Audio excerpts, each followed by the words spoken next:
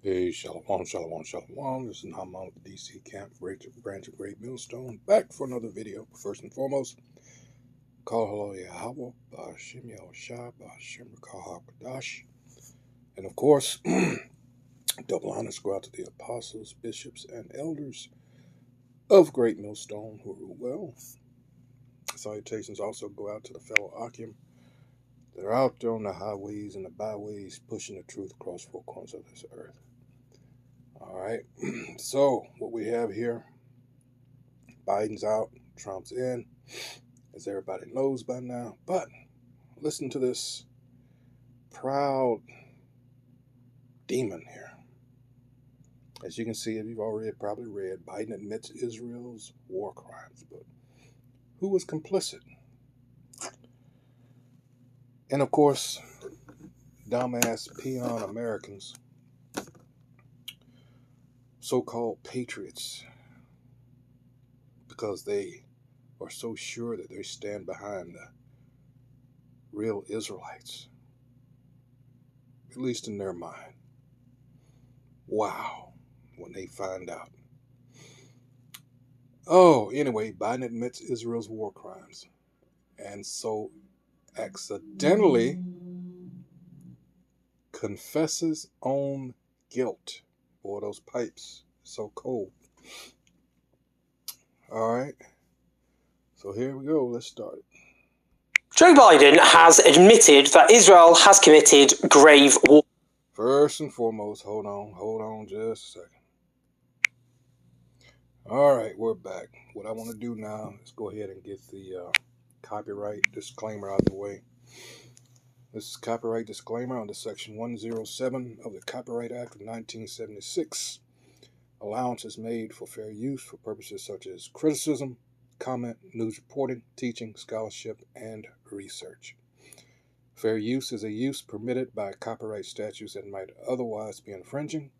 Nonprofit, educational, or personal use tips the balance in favor of fair use. I'm in no way profiting off of this. It's just used, all right, as a teaching tool. All right. So, and comment and other things. All right, so here we go. Joe Biden has admitted that Israel has committed grave war crimes. Not an exaggeration. This clip I'm going to show you should be treated for what it is. It is a confession of complicity in genocide. Take a listen. When I went to Israel, immediately after their attack by Hamas, 8 days later, whatever it was, and I told them we were going to help. And I said, but Bibi, I said, you can't be carpet bombing these communities. And he said to me, well, you did it. You carpet bombed, not his exact words, but you carpet bombed Berlin. You dropped a nuclear weapon. You killed thousands of innocent people because you had to in order to win a war. I said, but that's why we came up with the UN. New deals by which what we would do relative to civilians and military.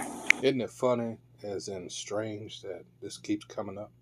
Because if I'm not mistaken, during the Nuremberg trials, the same thing came up when they asked about where did you get, what did such hatred and what were the origins of your treatment of so-called Jews, and they made reference to, well, and that's well documented that they copied Jim Crow and other things that these motherfuckers over here did to us. Just saying. So he was comparing 21st century war tactics, battle tactics, with World War II. Well, what he was really doing is he was going after me for saying you can't indiscriminately bomb civilian areas. Even if the bad guys are there. Even if the bad guys are there, you can't take out 2, 10, 12, 1,500 people, innocent people, in order to get the one bad guy. And he made a legitimate argument. His perspective said, look, these are the guys that kill my people. These are the guys that are all over in these tunnels. Nobody had any idea the miles of tunnels are down there. It's amazing what they built. And they're sometimes 200 feet under the ground. only way to get to them is to take out the places where they were under which they got to the tunnels. And so that's the first time I had the discussion about bombing civilian areas was when I went over after the 9/11, after the massacre that occurred. So on that first trip, 10, 11 days after October 7th, you already raised the issues of how to get to a ceasefire. Well, not a ceasefire, how to prevent innocent death. Yes. And then I pushed really, really hard for more humanitarian aid to go in. A woman's back on Jacob's face was the sign of a good day. When he looked up, Jacob was shocked to see a... And then I pushed really, really hard. Why weren't they sanctioned or any of this other bullshit tactics that you use against, other people, other countries? Why? I think we all know. All right. But it's not as simple as in how they deal with others, because this is a special case in that we know who really runs the show, and it's them folks over there, not the other way around. All right. Because that's their special baby over there. They have to keep that lie going that they are, the people of the Most High. And we know they're not. They're frauds. All right. Liars and deceivers and whatever, however else you want to put it. But for him to just, come out and, let's just a little bit more and I'll go into it. Hard for more humanitarian aid to go in. When I studied history at university, they taught us how to approach source material like this from a particular time. And when you read back at the interventions of a political leader, whether it's a speech, an interview, something they wrote publicly or privately, what you're supposed to do is contextualize it. And that is not to simply take their words at face value, but to understand the purpose and real meaning. In this case, why is Joe Biden, the 46th president of the United States, on the very eve of his presidency ending, publicly declaring that he had told the leader of a foreign state he has armed to the teeth for 15 months to stop carpet bombing civilians at the beginning of what was and has been an incessant genocidal onslaught? And the answer is, Biden thinks this will help his place in history. He knows history is set to return a damning indictment of his time in the White House. One poll for... Never mind all the lives that were taken and people's lives destroyed. No, that's not important. What's important is my legacy. PBS News finds that over a third of Americans believe he will go down in the history books as one of the worst presidents ever, compared to 5% who say one of the best. That places him right down at the bottom of the league of US presidents, just above Richard Nixon and below George W. Bush. He thinks this clip will lead historians to believe that he actually did remonstrate with Benjamin Netanyahu. He did implore him to stop unleashing barbaric, indiscriminate firepower against the innocent people of Gaza. Well, this clip is damning. It is, in actual fact, a confession. If Joe Biden ever ends up, or if he did end up at the International Criminal Court, this clip alone would be sufficient to find him guilty of complicity in grave war crimes, because it proves what should be obvious, that Joe Biden knew exactly what the Israeli state was doing from the very beginning. Now, Israel has been the biggest recipient of military aid of any foreign state in the post-war era, but since the 7th of October 2023, that's surged to nearly $18 billion worth since then, which is obviously a vast sum of money. The US sent thousands, for example, of 2,000... Let's look that word up for those of you that just might not know. Complicit. Let's get that. Complicit.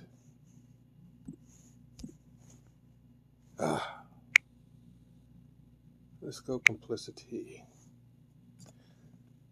The state of being an accomplice, partnership, or involvement in wrongdoing.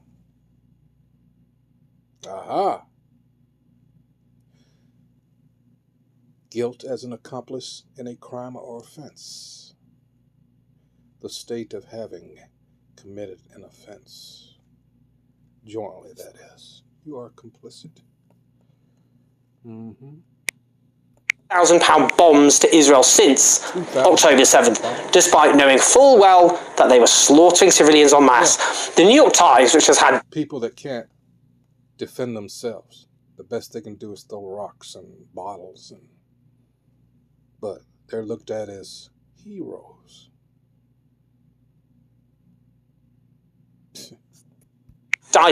A dire record of reporting this horror, made clear in December 2023 that Israel was dropping £2,000 bombs on areas that Israel told civilians to flee to.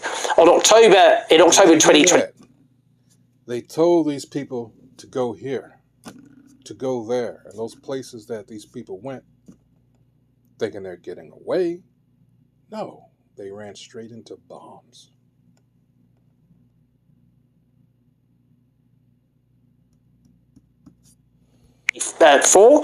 A Harvard study found that between the 7th of October and the 17th of November 2023, that is in the first 41 days, the Israeli military dropped nearly 600 £2,000 bombs with the capacity to damage hospital infrastructure or kill or damage injury hundreds of meters away, and 1/3 of those bombs identified were within dangerous proximity of hospitals across Gaza. Biden knows that the entire healthcare system of Gaza has been destroyed, essentially.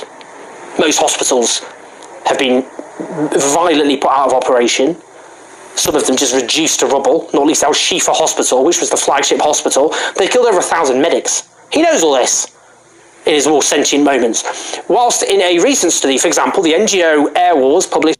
And the way they can get around and their own laws and codes, really it shows you how much of a devil you're dealing with. Because even as far back as World War II, one of the reasons that Germany, and it's something that's not taught in schools, but Germany really hated Eisenhower, in that what he did after World War II with just the stroke of a pen and changing the words, actually I think it was like, I can't remember the exact number, I don't want to put it out there, but so many more thousands, tens of thousands of Germans died, all right, because of that, and as prisoners of war. And as a result,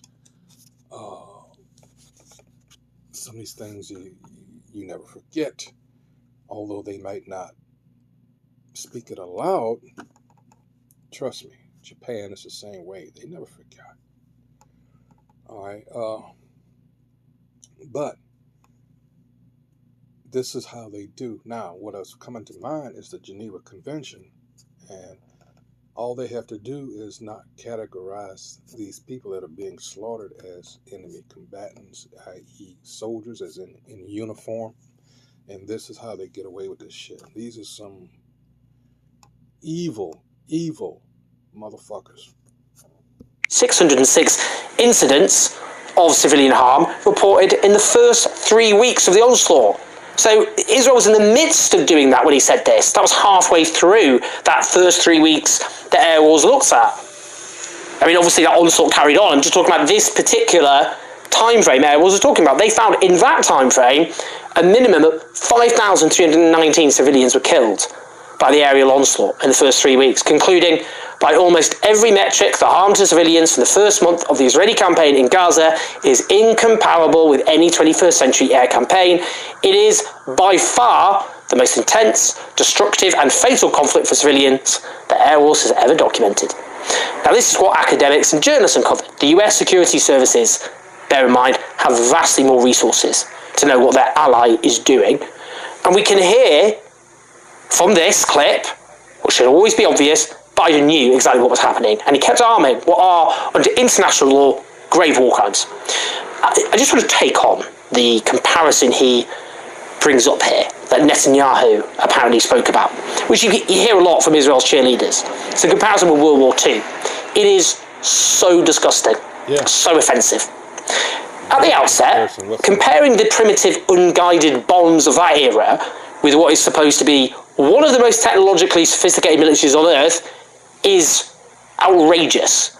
Then there is the fact that the Axis powers, that is Nazi Germany, Fascist Italy, Imperial Japan and so on, directly caused 85% of all the deaths of World War II.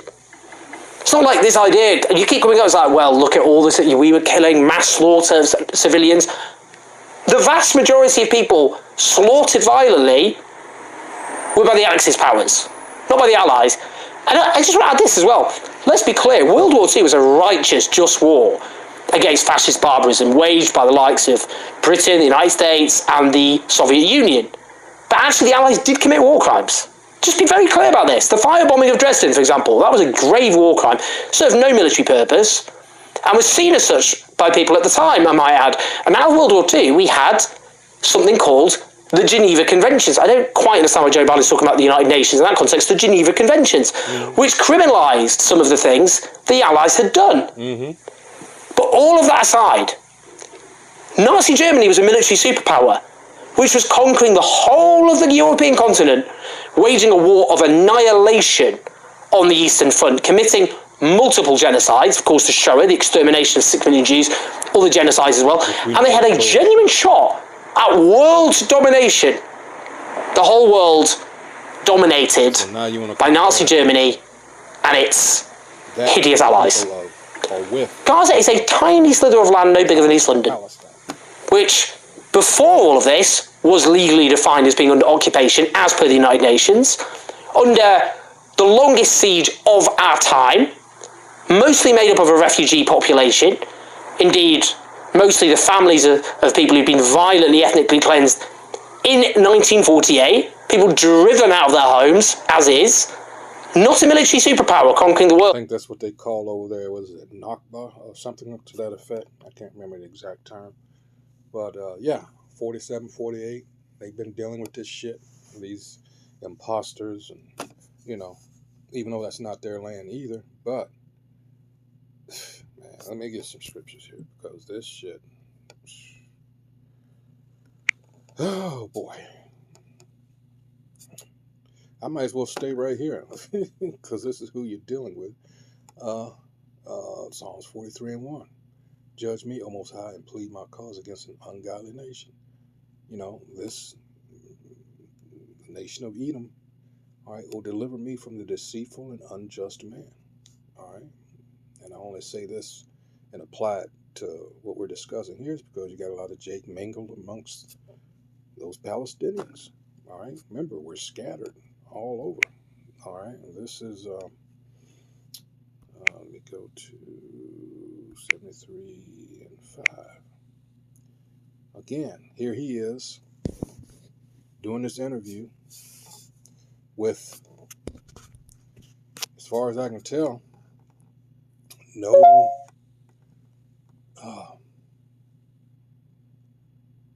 under no threat, at least in his mind, of potentially being prosecuted. The arrogance. This is Psalm 73 and 5. They are not in trouble as other men, neither are they plagued like other men. All his life, he's never had to deal with issues like we do. All right. 6. Therefore, pride compasses them about as a chain. Violence, which we're clearly talking about here, covereth them as a garment. All right. Their eyes stand out with fatness. They have more than heart could wish, and they do. Because not only him personally, but the people that are pulling the strings, you know, not so much behind the curtains anymore, but the ones with the real power. They are rich beyond what we can fathom. All right. 8. They are corrupt and speak wickedly concerning oppression. They speak loftily. This applies again to this situation. All right. Man, it's so freaking sad. And this has been going on for what now? Coming up here, let's see, October. 17 months coming up. Damn shame. Really, a damn shame. All right, because it lets you know who's perpetrating a fraud here. All right, because these people have been allowed to get away with so much, and they, again, because of their pride, as it says here, because they've been allowed to get away with such things, they truly believe that there's no stopping them. All right, and they come across as, well, if there is a God, all right, he's not going to stop us. And as you get down further in this chapter, it goes into that. All right, but let's see. And this is why. Let's go to Job, or exactly Proverbs 3 here. All right, it talks about trusting in the Most High with all your heart. But this devil trusts in his what? What he can see, what his riches. This is Proverbs 3:11. My son, all right, despise not the chastening of the Most High. All right, neither be weary of his correction. And that's the thing that I want to discuss here, because these people are not being corrected. And again, this leads to their this overswelling of pride. This was done by the Most High intentionally. It tells you that. All right, it says, for whom the Most High, whose name is Yahweh, loveth, he correcteth. These people aren't being corrected. They're being allowed to do what they're doing because they are the wicked. Even as a father, the son in whom he delighteth. But then it goes into Hebrews, it tells you what? All right, in 12, we go down here to 6, it tells you what? For whom the Most High loveth, he chasteneth and scourgeth every son whom he receiveth.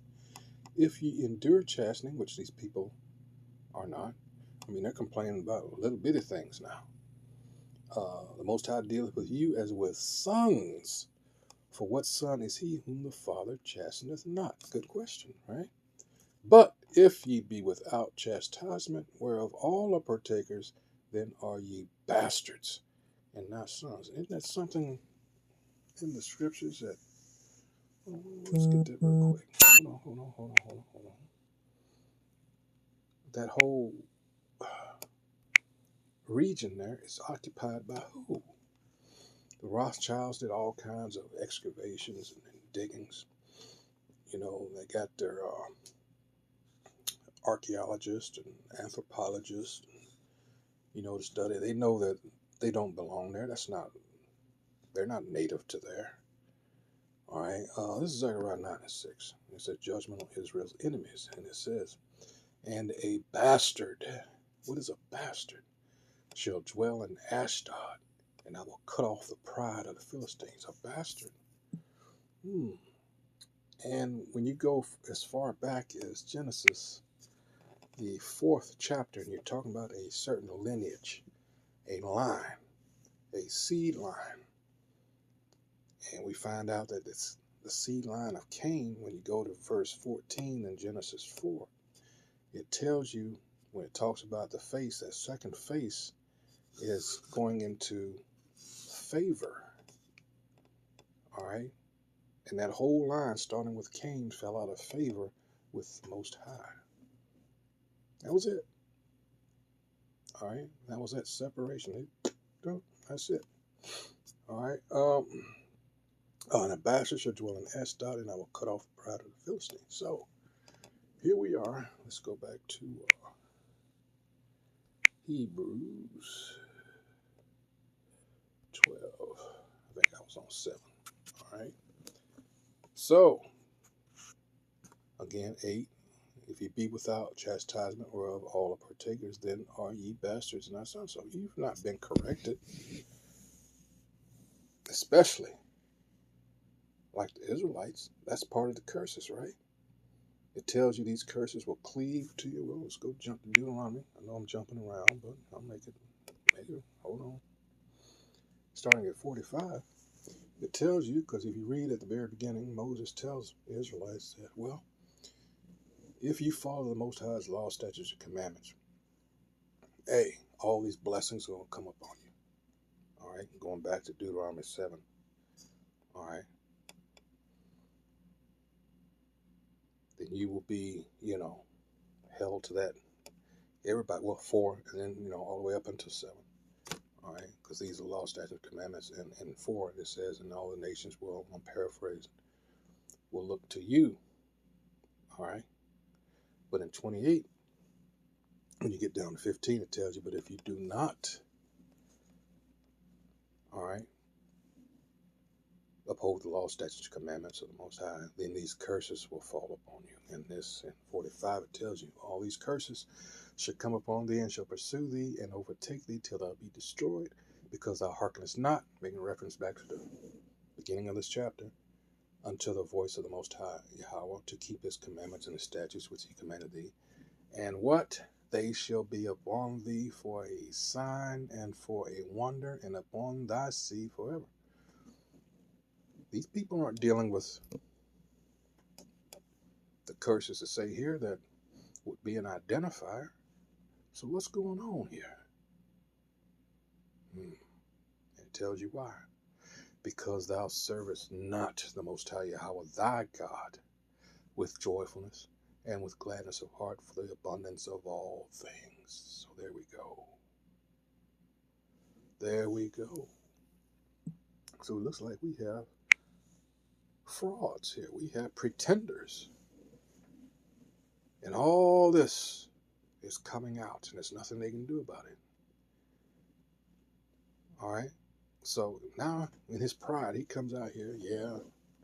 Only thing he didn't say, yeah, I did it, for so what? I knew motherfucker was going to do that shit. That's the only thing he didn't do. See, you got Netanyahu, because he tried to run that game again, and the people are fed up with the shit. They've known all along that they're not who they pretend to be. And now he don't even want to fly nowhere, because he knows that they're going to snatch his ass up. Because they put out that fucking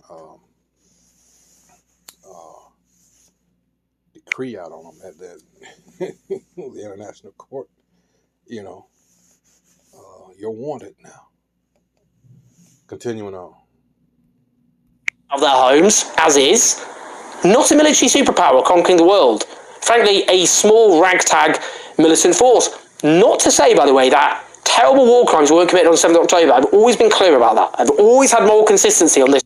Nah, here again. It's not what people think. And it's weird. We don't even know if that woman is alive now. I got it recorded somewhere. I had to, because I knew it was going to disappear. But it was an eyewitness to what actually happened October 7th of 2023. All right. And she said the people that got killed, was a result of crossfire between, the IDF and whoever else. It wasn't what they're telling the people. And of course, we know these pieces of shit, they like to control the narrative. And all of a sudden, you no longer hear this anywhere. Then you hear this bullshit about babies being beheaded and all this other kind of weird shit in order to, again, as what it accomplished, at least briefly, all of a sudden you have these people and, oh my God, they actually, these animals, they did that. They fell for it. Yeah. One, unlike my critics, clearly the context of decades of brutal occupation, ethnic cleansing, siege, mass slaughters of Palestinians, colonization, so on, stripped away. The point is, there is no comparison. What Netanyahu said there to justify unleashing several times worth. He had a nerve to use, what was it, Samuel about Amalek. We got to clean. And that's another area where he fucked up. Because people are like, I mean, he might have got, you know, a lot of the Christians, but like what? They're not Amalek, they're Ishmael for the most part. That's not what? Yeah, he fucked that one up. Firepower of Hiroshima on a strip of land no bigger than East London is disgusting, as you'd expect from one of the great monsters of our time. And as for that point about pushing, Biden says pushing for humanitarian aid to get in. How did that go? How did that go then, buddy boy? What did you do about it? Nothing. Nothing. 2 of your own government agencies concluded by April, so months after this pointless conversation you apparently had, that Israel had deliberately blocked humanitarian aid and was deliberately blocking humanitarian aid from getting into Gaza. Yeah. Guess what? By the US's own laws that then compelled the US to stop sending Israel arms. There you go. Guess what the US did? Broke its own laws, carrying on handing Israel a load of weapons. But you did have that private conversation about humanitarian aid. So, who's to say that that was meaningless? Now, all the way through this horror, Joe Biden has occasionally done his hand-wringing act, and it serves one purpose and one purpose alone. And that is to try and deflect pressure, both domestically, from people who aren't, let's say, that inclined favourably towards murdering huge numbers of people, as well as internationally, because lots of people around the world and foreign governments, quite understandably, think this is disgusting. So he had to do this act. 12th of December 2023. He warned Israel risked losing support over what he said was indiscriminate bombing in Gaza. What did he do? He carried on giving Israel weapons. Of course. Then, 12th of February 2024, Joe Biden apparently vented his frustration in multiple private conversations about his inability to persuade Israel to change its military tactics. And he said he was trying to get a ceasefire, but Netanyahu was giving him hell, was impossible to deal with. He was the obstacle. What did he do? He carried on giving Israel. Now you can instantly buy and sell gold, silver, and platinum with cyber metals. He carried on giving Israel weapons. In March 2024, Joe Biden warned publicly an onslaught by Israel against Rafah was a red line Israel must not cross. Israel crossed it. What did he do? Carried on giving Israel weapons. Sorry, I don't want to be entirely unfair. Apparently, he did. Again, letting you know who's really running shit here. Call Netanyahu an effing liar, privately. 3rd of April 2024, when Israel killed some white Westerners by killing 7 World Central Kitchen workers. One of them was Palestinians, but clearly the fact some white Westerners were killed was a bit too much for even some in the Western media and Western politicians. So, what happened then? Joe Biden said he was outraged at Israel. What did he do? He carried on giving Israel weapons, didn't he? 10th of April 2024, Biden said Netanyahu's handling of the onslaught against Gaza was a mistake and said, I don't agree with his approach. Sounded like he was some sort of detached commentator, rather than the guy running a superpower facilitating the whole bloodbath. What did he do? He carried on giving Israel weapons. 28th of May 2024, he said there is every reason for people to draw the conclusion that Netanyahu is prolonging the war for his own political self-preservation. What did he do? Carried on giving Israel weapons. I could go on. Joe Biden knows that Israel has committed multiple unspeakable war crimes in what is a genocidal onslaught. He's known that all the way through. He knows. He's not stupid. He might not be entirely with it, but he knows what they did. He has the most sophisticated intelligence agencies on Earth. He is one phone call away, pretty much from any expert on Earth he wants to talk to. He knew, and he facilitated everything. He's a war criminal. He belongs in jail. At the very least, we must make sure he's remembered for what he is, and that's a monster. Please like and subscribe, leave your thoughts, leave your comments, help us expand the operations. I've hired, I keep saying, a brilliant social media video person, so we're doing more Instagram, TikTok, X, Facebook. We're going to build that up. We need to reach more people. In the age of Trump and the rise of fascism, obviously what we're going to try and do, work with others, is to have content to fight the coming darkness. Don't want to be depressing. We're not going to be depressing now. We're going to try and, I'm going to use this platform to promote alternatives. There's always hope. So there you go. Let me get a couple more scriptures. This is going to be Jeremiah 12. Start at the top. Jeremiah's complaint. Alright. It says, Righteous art thou, O Most High Yahweh, when I plead with thee, yet let me talk with thee of thy judgments. Wherefore doth the way of the wicked prosper?